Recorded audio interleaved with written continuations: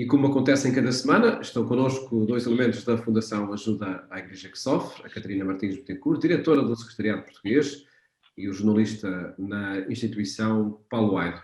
E falamos aqui em cada semana sobre situações de perseguição aos cristãos, histórias de liberdade religiosa, onde a liberdade religiosa não é garantida, e também o trabalho que é feito de apoio às comunidades cristãs mais perseguidas.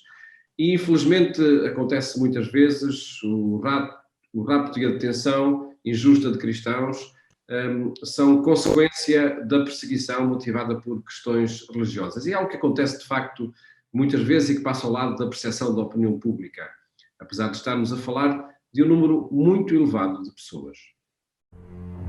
Mayra Shabazz tinha apenas 14 anos quando foi raptada sob a mira de uma arma no Paquistão. O padre Paulo Dalóglio desapareceu em 2013 no norte da Síria e desde então nunca mais foi visto. Na China, 1147. Na Eritreia, as estimativas sugerem. Na Nigéria, o rapto de cristãos é pior do que em qualquer. A detenção injusta de cristãos é uma das formas mais prevalentes, duradouras e graves de perseguição. A Fundação AES apresenta o relatório Libertem os Prisioneiros, que dá voz aos cristãos e outras minorias religiosas que são silenciadas por causa das suas crenças. Os cristãos constituem a comunidade religiosa mais amplamente visada nos 143 países onde há perseguição significativa aos fiéis.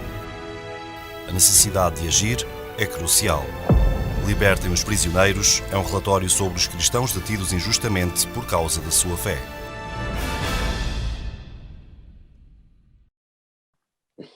O rapto de cristãos e a prisão são duas faces de uma mesma realidade e que acontece muitas vezes por causa da perseguição religiosa. Paulo Aido, a Fundação Ajuda à Igreja que Sofre, tem informado sobre estas situações precisamente para que a opinião pública não permaneça indiferente ou não fique indiferente a estas situações.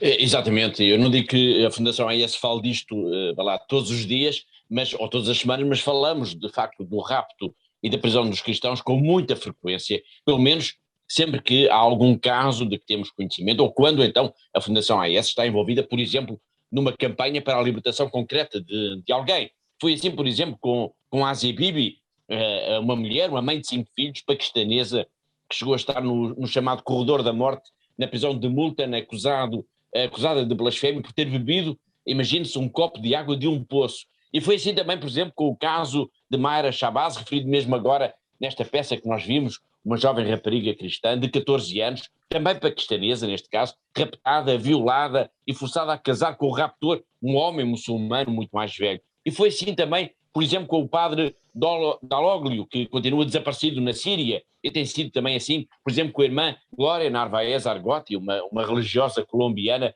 raptada no Mali em 2017 e que permanece em cativeiro às mãos de um grupo jihadista em África. E é dela já agora que eu quero falar um pouco. Esta irmã, cujo caso a Fundação AES tem acompanhado desde o início, desde que foi raptada, está viva.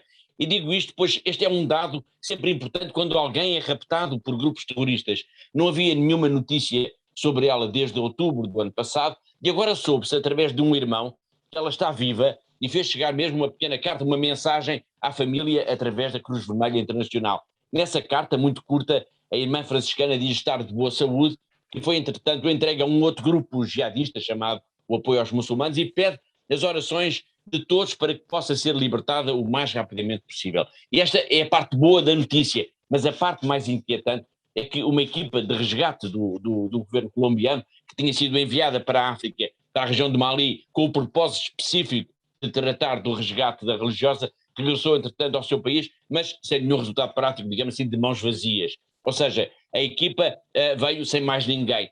E isto, de facto, não é uma boa notícia, até porque nas últimas semanas registaram-se novos incidentes com cristãos no Mali, nomeadamente o rapto de um padre e de 4 paroquianos quando se dirigiam para um funeral no centro do país. Mas agora, voltando ao cativeiro da irmã Glória Narvaez Argotti, a Fundação AES sabe que a equipa de resgate que tinha sido enviada para o Mali tinha também o apoio das embaixadas de França, de Itália, de Espanha e ainda de um delegado do Vaticano. Este é um caso que nós seguimos com toda a atenção e é um caso que ajuda a perceber também a importância desta campanha da Fundação AES Libertem os Prisioneiros, que aliás que a peça nos mostrou. Há seguramente centenas de cristãos, pelo menos, que estão presos às mãos de governos corruptos, despóticos, sem respeito pela vida das liberdades das pessoas, ou então às mãos de grupos terroristas, simplesmente por causa da sua fé. E é bom que o mundo tenha consciência disso.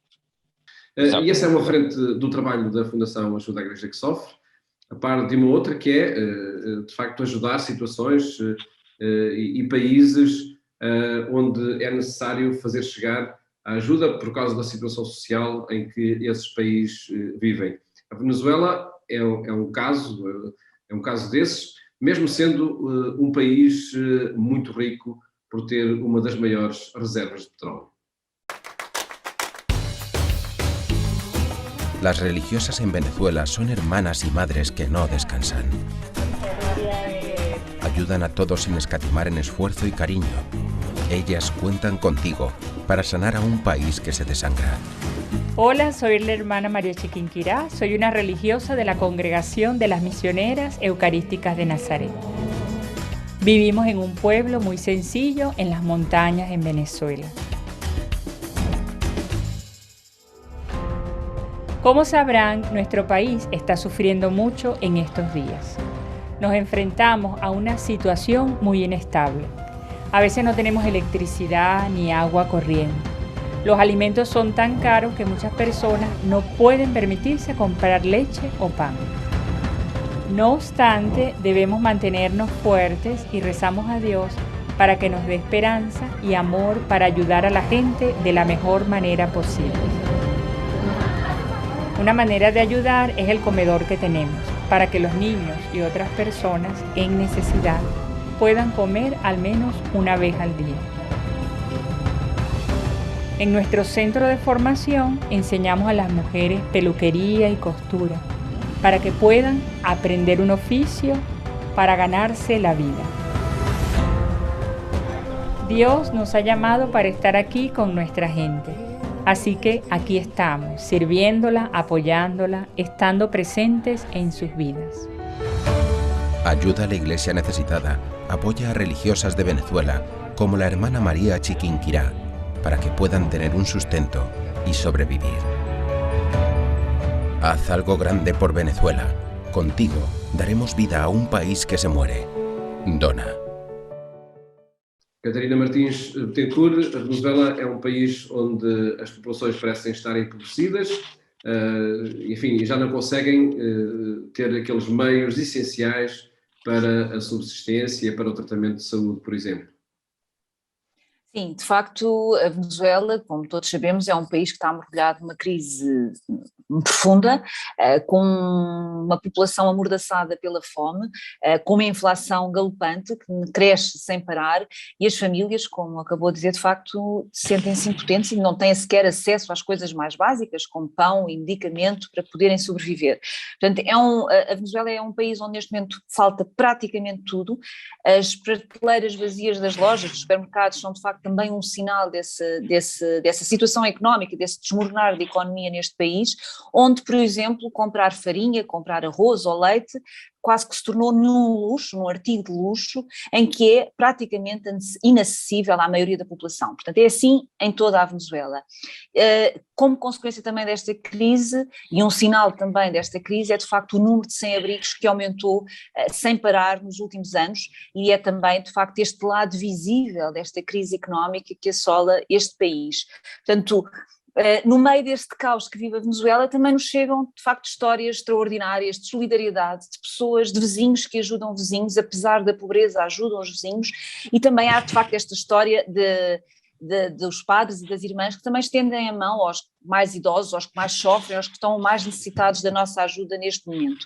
E de facto este é o relato que nos chega, e isso vimos também neste filme, deste relato destes padres e destas irmãs que doam as suas vidas, doam tudo o que têm também a favor destas pessoas mais necessitadas que de facto não têm como sobreviver se não for a ajuda de terceiros.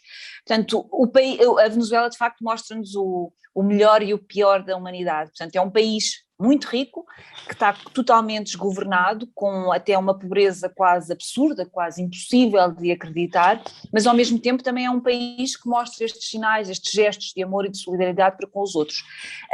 A Fundação AIS tem acompanhado nos últimos anos, portanto a situação da Venezuela não é de agora, portanto é uma situação já com alguns anos, infelizmente, e temos acompanhado com bastante preocupação toda esta situação. E eu recordo aqui que, por exemplo, já em 2017, quando a AIS celebrou aqui os 75 anos de vida aqui em Portugal, em Fátima, já tivemos entre nós o Bispo de Guaira, portanto é o Bispo Dom Raul Bior de Castilho, e na altura ele já nos dizia como era triste e lamentável a situação em que o seu país tinha caído, a situação em que tantas pessoas tinham ficado na absoluta pobreza, apesar da riqueza de um país ser tão rico e viver nesta pobreza extrema. E isto já foi há 4 anos, portanto a situação de lá até agora tem piorado, infelizmente, e por isso também precisa mais de nós, a Venezuela, do que precisava há 4 anos. O trabalho, de facto, de apoio à Venezuela, levado a cabo pela Fundação Ajuda à Igreja que Sofre, a par de outras organizações também que estão atentas a esse país, onde, infelizmente, crescem as situações de carências sociais. Albuarte e Catarina Martins Betancourt, agradeço por terem estado aqui no programa Eclésia esta semana, novamente para informar, para mobilizar para o apoio a situações onde de facto há carências sociais ou onde os cristãos são perseguidos. Muito obrigado. Até para a semana. Obrigada.